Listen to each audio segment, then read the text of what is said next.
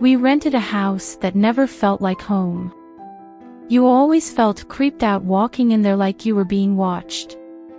My BF and our roommate both worked nights, so I would be there by myself a lot. One night, I was doing my usual stuff and watching some TV before bed. I had this overwhelming feeling all night that I should avoid the hallway and not look directly down it. It was creepy. The feeling of being watched and terrified lasted about 2 hours before I decided to suck it up and make my way to my room. I left the hallway lights on and went to bed. Just as I turned off the side table light, I heard a drawer being pulled out and hitting the stopper. I turned on the light and nothing was out of place. This went on about 6 times before I decided I was sleeping with the light on. I curled up under the covers and waited for the BF to get home. He comes rolling in about 3 a.m.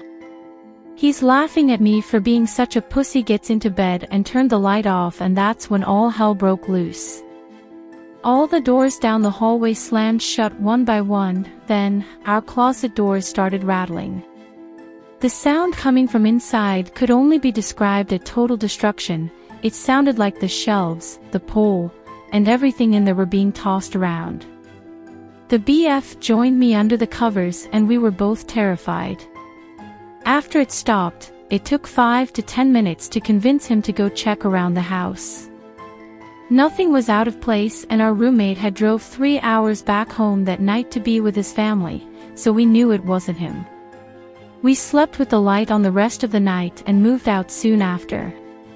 I still can't drive by that house without being creeped out. I was home alone once when my parents were out of town. We had just moved into our house, so there was an empty lot next to our house, with a house half built. My parents were the types to leave the outdoor side garage door unlocked. Dumbass, I know.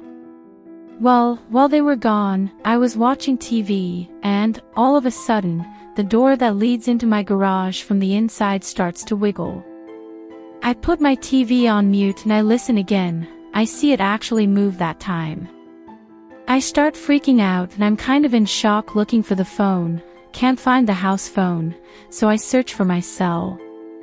Remembered I left my charger in my parents' car, so I'm frantically looking for the house phone. Our house was so new, my mom hadn't even put blinds or drapes up in the kitchen or living room. Well, whoever was wiggling my garage doorknob starts banging on the windows in my living room. Again, no blinds or phone, and at that moment I realize this guy is seeing my every move, so I shoot upstairs. Again, looking frantically for the phone and also trying to figure out how and where I'd jump out of my house to get away from the maniac that's outside my house if I needed to. He then starts pounding on my front door. I can tell at that point, he's using something metal or plastic by the sound of the thumps. I really thought he was going to shoot my door open.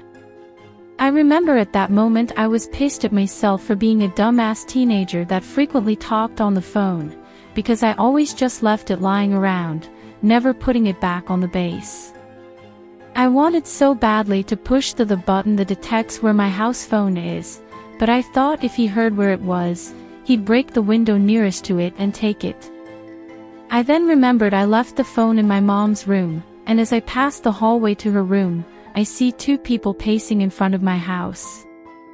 I'm freaking out trying to find my dad's gun in my parents' bedroom. I find the phone and call 911. As I'm on the phone, the window breaks. I'm upstairs and am scared to death. Suddenly, everything goes silent.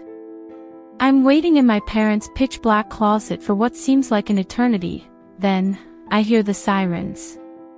Cops show up, but there is no one to be found. I figured that they hadn't gone too far, since it had just occurred. Cops never found my tormentors. On the plus side, the company building the house next door, same company that built ours, hired overnight security to stay on our street until the house was built, which was definitely refreshing. I preface this by saying that I am not religious and I do not believe in the paranormal. That said, it was the month of November and I was visiting Edinburgh, Scotland. It was cold and I was layered in a long-sleeved shirt, sweatshirt, and winter jacket. In the evening, my friends and I decided to go on one of the haunted walking tours that takes you through the vaults beneath the city. They are, of course, rumored to be haunted by the poor, destitute, and deplorable people who died gruesome deaths therein. One underground vault is said to house a particularly demonic spirit. It is said to be trapped within the confines of a circle of stone built by Wiccans to protect the living from its unfettered evil. While standing alongside the stone circle, my friend, who herself is Wiccan, began chanting barely intelligible "Why" under her breath. I suddenly felt a flurry of wind at my neck. Then, nails dug deeply into the flesh of my back and dragged down my body from my shoulders to my waist. I was completely frozen in fear, too shocked to scream, although I was filled with white-hot pain. I spent the rest of the tour petrified, and when we emerged from the tunnels, I ran over to the bathroom of a pub where I pulled off all my clothes, which themselves were perfectly intact, only to see bright red marks lining the naked skin of my back. I've told my friends and family this story, and they think it should be enough for me to cave and believe in the supernatural. I still don't, but I also can't explain what happened in those tunnels underground. When I was in primary school, I shared a queen-size bed with my older sister, and our family dog, a mutt that looked like a short-haired lassie, would sleep at the foot of our bed every night. When I was about 6 years old, I woke up one night around midnight and saw a dark figure standing at the foot of the bed. The figure was entirely in black without any eyes or a face. I tried to wake my sister up, but she rolled over to go back to sleep. My sister must have accidentally kicked the dog, because the dog woke up and raised her head and started growling at the figure at the foot of the bed.